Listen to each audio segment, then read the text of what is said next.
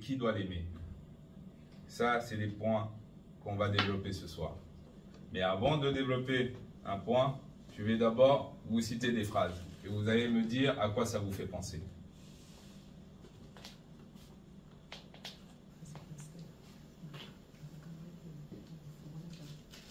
Honore ton père et ta mère. Première phrase. Tu ne tueras point. Deuxième phrase.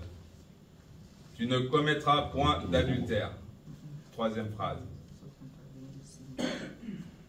Tu ne feras point d'image taillée. Toutes ces phrases, ça vous fait penser à quoi? Effectivement. Ça fait penser. Et ce sont les commandements de Dieu. Maintenant, avant de commencer, vous allez noter, pour vous, quel est le plus important des commandements. Vous le notez, et quand on va développer, vous allez voir si c'est le bon ou le mauvais que vous avez noté, ou que vous pensiez être juste ou pas. D'accord? Vous pouvez le noter, ou penser, ou le garder. Donc le thème d'aujourd'hui, c'est « Aime ton Dieu dans ce monde qui l'ignore ».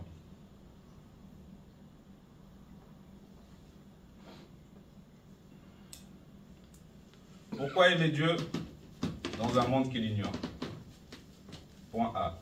Parce que Dieu nous a aimés le premier. Effectivement, Dieu nous a aimés le premier.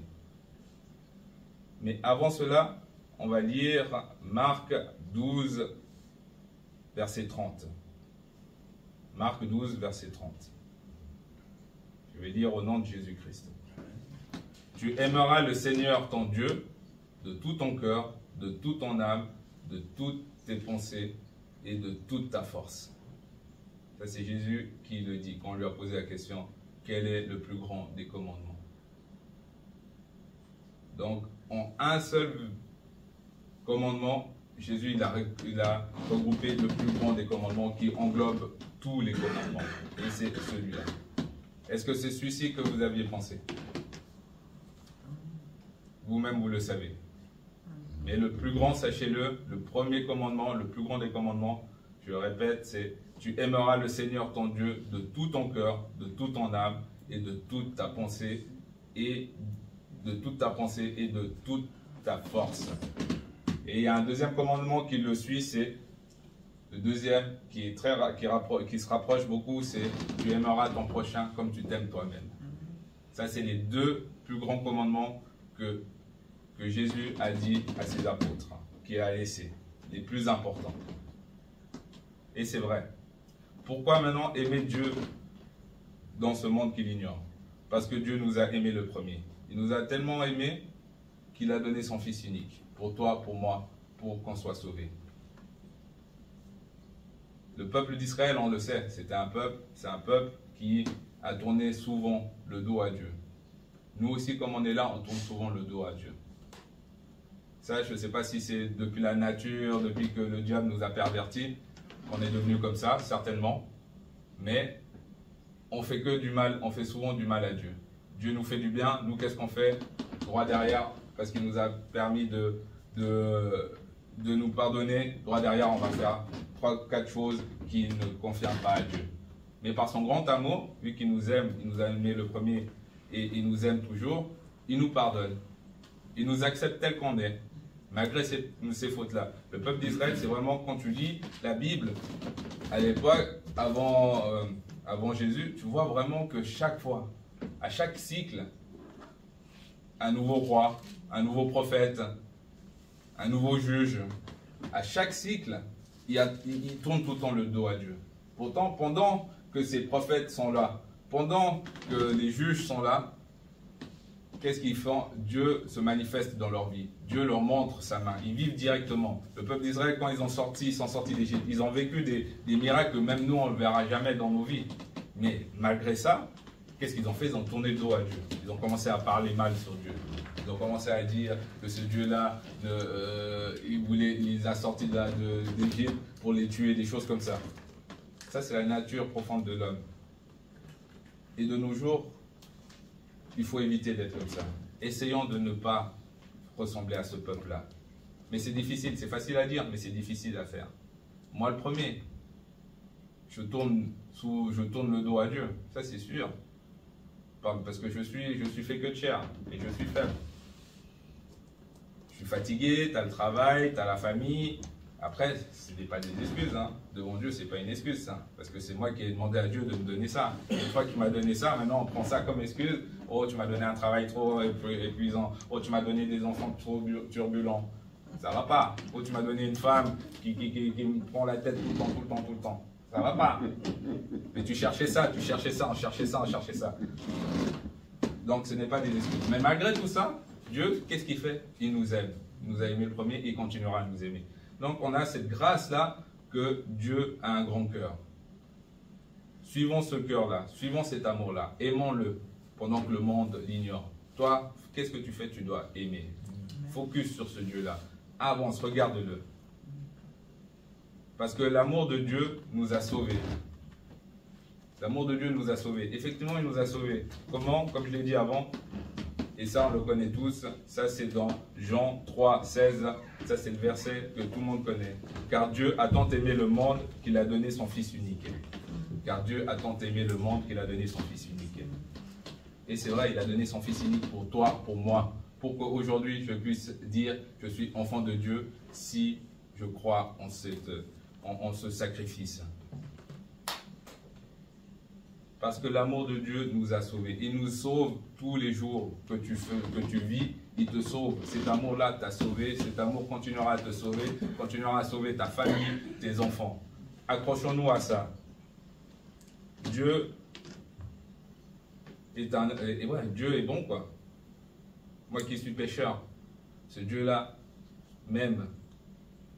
Il m'aime et il me pardonne tous les jours. Il a mis son Fils à sa droite pour intercéder pour moi, pour intercéder pour toi.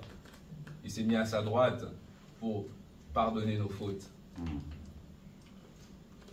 Ce Dieu, comment on peut l'ignorer? Comment dans ce monde qu'on vit, on peut le mettre de côté? On ne peut pas le mettre de côté. Si tu réalises tout ça, si tu vois les bienfaits de Dieu, si tu vois que ce Dieu-là t'aime en premier, ce Dieu-là a fait ci, a fait ça, il faut le noter, il faut le voir, il faut avancer avec lui.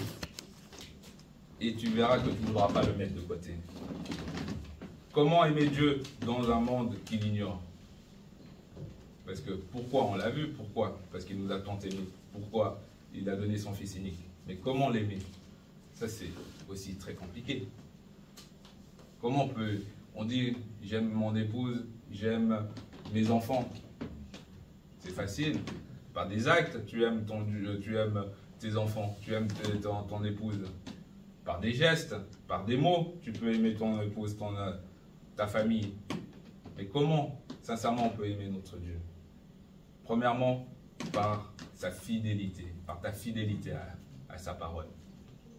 Ta fidélité. Plus tu es fidèle à ton Dieu, plus tu respectes ses écrits, plus tu respectes ce qu'il dit, tu vas montrer une fidélité.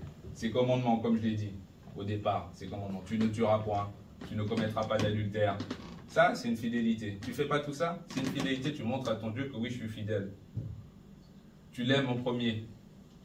Quand tu te lèves le matin, la première chose que tu penses, c'est à lui. Dernière chose que tu penses, c'est à lui. Tu lui parles. C'est une fidélité, cette fidélité. Tu lui montres comme ça par ta fidélité. Par l'obéissance aussi. L'obéissance de ses écrits, de ses commandements. Tu obéis à ce que tu lis. Tu obéis à avancer avec lui. Tu obéis quand il te dit, de ne pas commettre d'adultère, tu obéis à ça, tu ne commets pas d'adultère. Quand il te dit, tu ne voleras pas, tu obéis à ça et tu ne voleras pas. Tu ne vas pas voler. L'obéissance. L'obéissance, c'est très important. Ces commandements, tu respectes ces commandements, c'est comme ça que tu vas. Comment tu vas aimer ton Dieu? C'est par ces points-là. On a vu Joseph dans un pays où on ne priait pas Dieu, où on l'a accusé de choses, mais qu'est-ce qui l'a sauvé? Son obéissance et sa fidélité à Dieu. Quand on l'a accusé d'adultère, la femme de Potiphar est venue et lui a dit il a voulu coucher avec moi. Mais lui, il a renié. Il a dit non, je ne peux pas faire ça, parce qu'il était fidèle à son Dieu. Soyons comme lui, obéissants. C'est facile à dire, c'est vrai, c'est très facile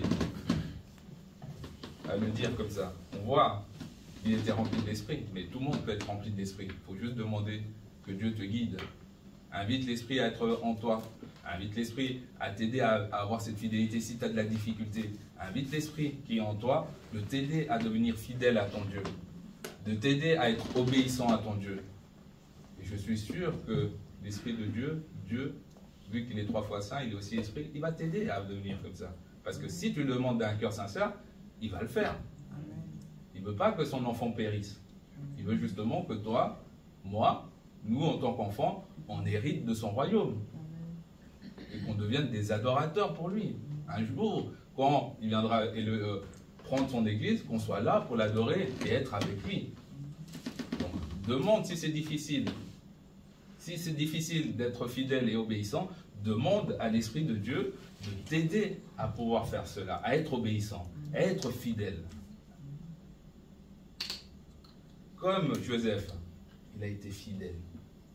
Depuis sa tendre enfance, Dieu lui révèle des choses. Et par cette fidélité, il l'a accroché, il s'est accroché à Dieu. Il s'est accroché, il a été en prison. Il a été battu par ses frères, jeté dans un trou, comme un moins que rien. Il a été fidèle. On l'a accusé à tort. Il a été fidèle à son Dieu. Il aurait pu tourner le dos à Dieu et dire, bon, merci Seigneur, hein, merci, mais tous tes songes que tu m'as montrés, ça m'a amené que des problèmes. Maintenant, moi, je vais faire ma vie et je vais partir. Il aurait pu dire ça. Mais non, il a été fidèle. Et au final, qu'est-ce qui s'est passé? Il a eu une grande bénédiction. Amen. Gouverneur d'un pays. Même ceux qui l'ont jeté dans un trou, ils se sont prosternés devant lui. Donc soyons comme ça, comme ce Joseph-là. Soyons comme lui. Accrochons-nous à lui. Comment aimer Dieu dans ce monde qui nous vient? Par la consécration personnelle. Par la consécration personnelle. On va lire Romains 12, 1 à 2. Offrez vos corps comme un sacrifice vivant. En offrant ton corps comme un sacrifice vivant, tu consacres. Tu consacres une partie de toi à Dieu. Tu te sacrifies, tu jeûnes, tu cherches la face de ton Dieu. Tu traites ce corps durement. Consécration personnelle. Dieu, il aime ça. C'est comme ça, il va voir que tu l'aimes, que oui, il n'y a que lui. Parce que tu le cherches sincèrement, parce que tu vas te sacrifier.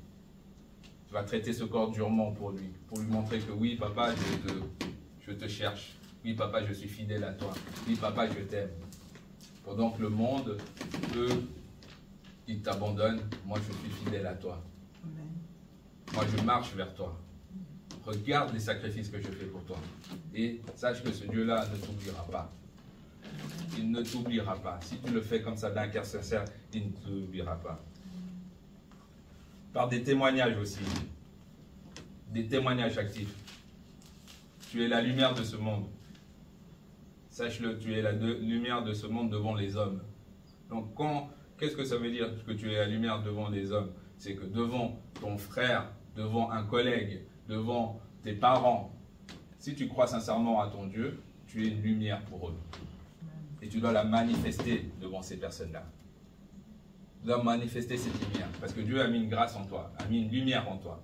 Et tu es une autre personne. Peut-être que tu ne le vois pas comme ça, mais aux yeux des gens, tu es une autre personne. Tu as une lumière. Peut-être qu'on vous l'a déjà dit. Ah, tu es très souriante. Ah, tu es très solaire. Ah, quand on te dit tout ça, c'est quoi qu'il voit? Il voit la lumière que Dieu a mis en toi. C'est ça qu'il voit. Tous ces compliments-là, de terre à terre, terrestre, qu'on dit. Hein? Non, c'est la lumière de Dieu qu'il voit en toi. C'est pour ça qu'ils disent que tu es très solaire. Voilà, quand tu arrives dans une pierre, tu éclaires le monde et tout. Oui, parce que tu es la lumière du monde par le biais de Jésus, hein, qui vit en toi. Et quand tu arrives dans cette pièce, oui, tu éclaires le monde. Tu montres, oui, je suis là, je suis un enfant de Dieu. Regardez-moi, voilà, je vous éclaire. Voilà, c'est ça. Et c'est cette lumière-là, c'est cette lumière-là, le témoignage actif. Il faut que tu témoignes. Il ne faut pas que tu te caches derrière. Tu te caches. Parce que plus tu vas te cacher, plus cette lumière va s'éteindre. Et on ne va plus te voir.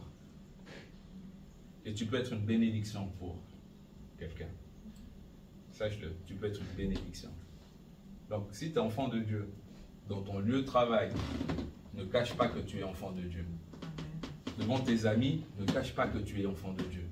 Si tu l'as choisi sincèrement en tant que Seigneur et Sauveur, ne cache pas que tu es un enfant de Dieu. Parce que si tu caches, justement, le diable va prendre le dessus et il va mettre les ténèbres autour de toi. Et toi, tu vas vivre et tu vas suivre les ténèbres.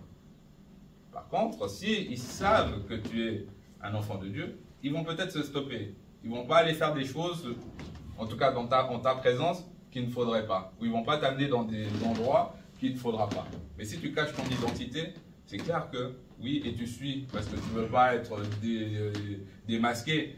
Ah bah là, tu pars à la dérive, hein. Et tant pis pour toi. Qui peut aimer Dieu dans ce monde? Qui peut aimer Dieu dans ce monde?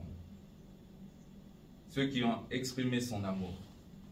Ceux qui ont exprimé son amour. Moi, j'ai exprimé mon amour pour mon Dieu. Au travail, comme je le répète souvent, quand on rentre dans ma cuisine, les gens ils savent que lui, il n'est pas tout seul. Même si je travaille tout seul, là, pour contextualiser. Je travaille tout seul et tout, dans ma cuisine, quand je fais à manger et tout. Mais je ne suis pas tout seul. Parce que quand il franchit la porte, c'est une autre atmosphère qui se trouve. Quand il rentre, dès le moment qu'il rentre, c'est une autre. Il y a une collègue qui me dit souvent, quand j'arrive dans ta cuisine, je suis ailleurs. On ne dirait pas qu'on est à la crèche. Ah, toi, t'es bien, toi, t'es avec ton Dieu, tu loues ton Dieu, tu récupères. Voilà, j'aimerais rester avec toi, parce que je manifeste cela. Je montre que oui, j'exprime mon amour pour mon Dieu en écoutant de la musique, des fois j'écoute des prédications, des témoignages, parce que je ne me cache pas. Je ne suis pas là, dès que quelqu'un rentre, non, je ne me cache pas. Je ne me cache pas. Ils savent que oui, je suis chrétien, que oui, je suis pratiquant. Ceux qui disent je suis chrétien mais pas pratiquant. Mais comment tu peux être chrétien mais pas pratiquant? C'est pas compatible. C'est comme si moi je dirais je suis cuisinier mais je cuisine pas. C'est pas logique. Ou je suis conducteur mais je conduis pas. Non, ça va pas. Donc si tu es chrétien, tu es aussi pratiquant. Tu pratiques ce que tu entends. Tu le mets en œuvre. Et ça, c'est important. Et il ne faut pas te cacher. Comme je dis, ne te cache pas où tu te trouves. Montre, exprime-toi. Parce que sinon, Dieu aussi aura honte de toi un jour. Il dira, je ne t'ai pas connu.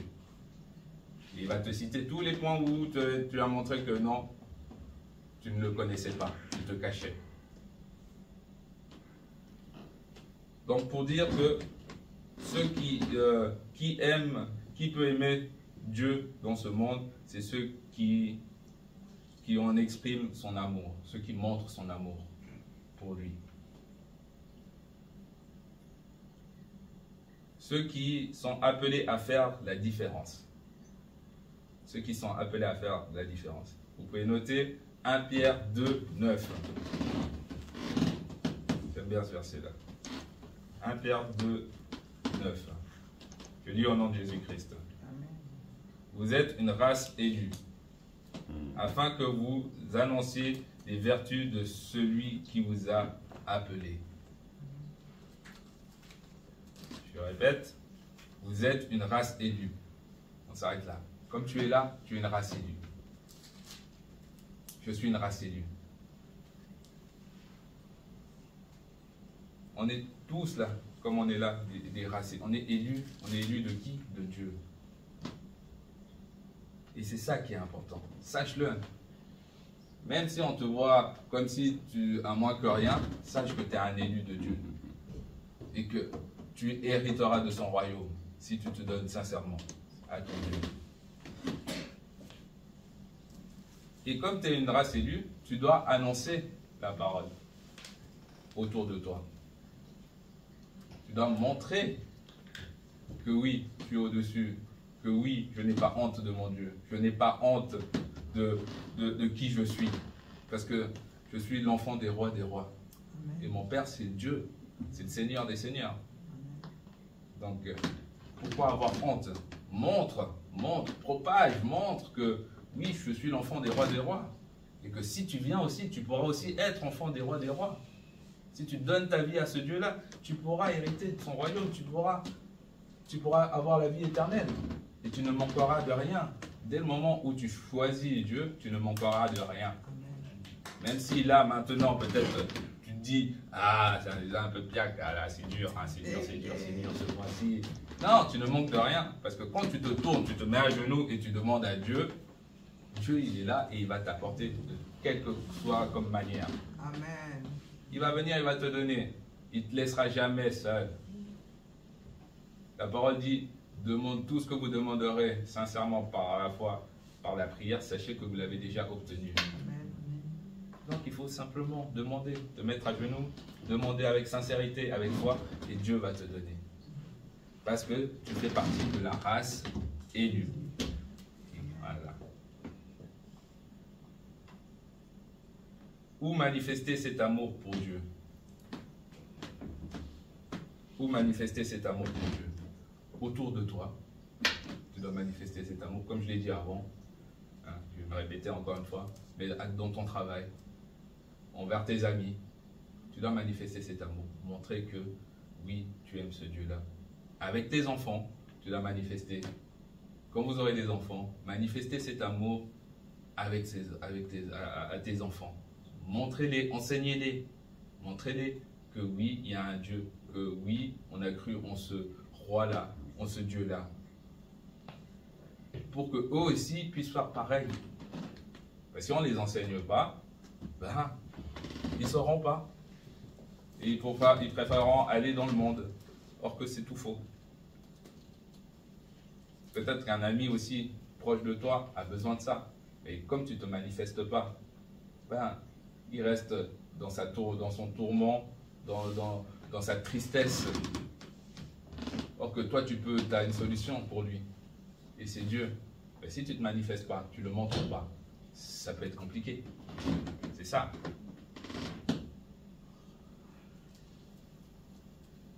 Où manifester cet amour pour Dieu? Dans le monde. Comme je viens de le dire, dans le monde, autour de toi, dans le monde. Ne pas te cacher. Ne te cache pas. C'est très important, ne te cache pas. Montre, manifeste-toi, montre que tu es un de ses enfants.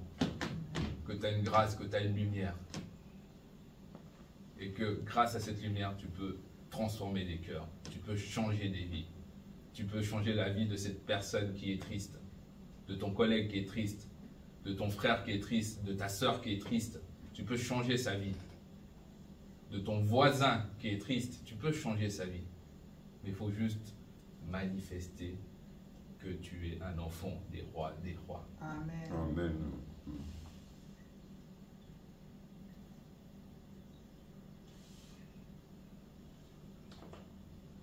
Maintenant,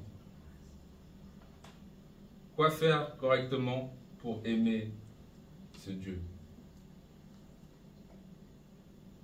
Quoi faire correctement pour aimer ce Dieu? Prendre chaque jour du temps pour lui. Prendre chaque jour du temps pour ce Dieu-là. Même David, dans l'exil, quand il était persécuté, il a dû fuir Jérusalem parce qu'on voulait le tuer. Il prenait du temps pour son Dieu-là. Même dans le tourment, même si tu as des peines de cœur, même si tu as le boulot qui est tombé, que tu n'as plus de travail, même si ça ne va pas dans ton couple, prends du temps pour ton Dieu. C'est pas que dans la joie qu'il faut avoir le sourire et dire « Ah, ce Dieu-là, Dieu béni, Dieu béni, Dieu béni, Dieu béni ». Non, même dans la tristesse, prends un temps pour prier ton Dieu. Et Dieu va te bénir aussi.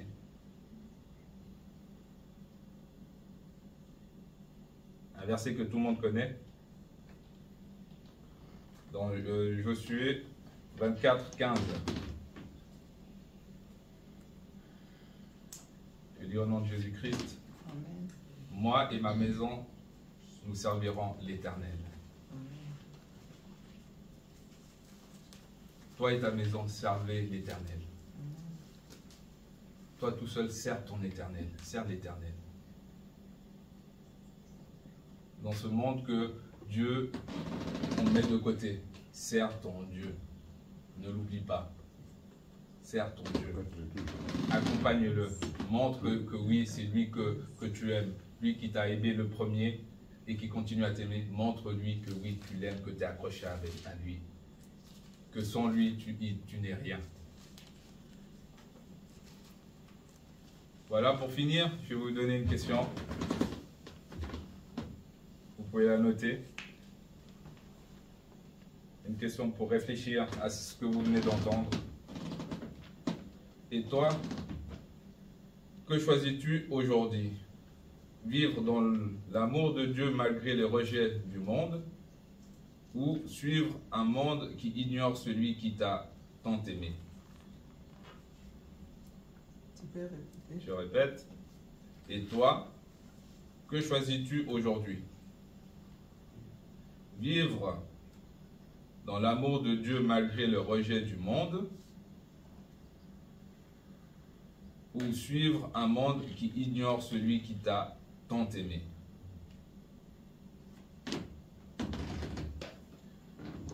Voilà ce que Dieu m'a mis à cœur de partager avec vous ce soir. Que Dieu bénisse sa parole. Amen.